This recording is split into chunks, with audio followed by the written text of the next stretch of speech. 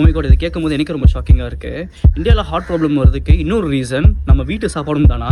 இந்த வீடியோவை கவனமாக பார்த்துட்டு முக்கியமாக உங்கள் பேரண்ட்ஸ் அதுக்கப்புறம் உங்கள் ஃப்ரெண்ட்ஸ்க்கு ஷேர் பண்ணுங்கள். ஸோ நம்ம சாப்பாடில் எதை ஆட் பண்ணுறோமோ இல்லையோ முக்கியமாக ஆட் பண்ணுற ஒரே விஷயம் இந்த சால்ட்.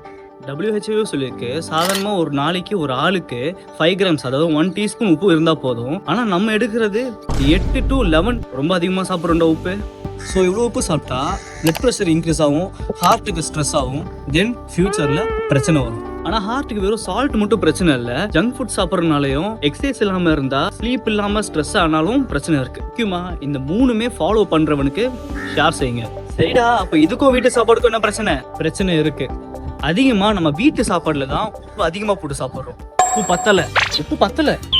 பத்தலை இப்படி நமக்கே தெரியாமல் நம்ம ஒரு நாளும் உப்பு அதிகமாக சாப்பிட்டு இருக்கோம். அது கொஞ்சம் கொஞ்சமாக அதிகமாகிட்டே போயிட்டு இருக்குது. ஸோ நண்பர்களே, சால்ட்டை கம்மி பண்ணுங்க, அவேர்னஸ் அதிகப்படுத்துங்க. எப்படி இருந்தாலும் நம்ம நாளைக்கு நிறையாவே சால்ட் சாப்பிட்றோம். மேக்ஸிமம் சால்ட் கம்மியாக சாப்பிட பாருங்க. இது முக்கியமாக நிறைய பேருக்கு ஷேர் பண்ணுங்க, பேரண்ட்ஸ் கிட்ட சொல்லுங்க. And bye, cheers.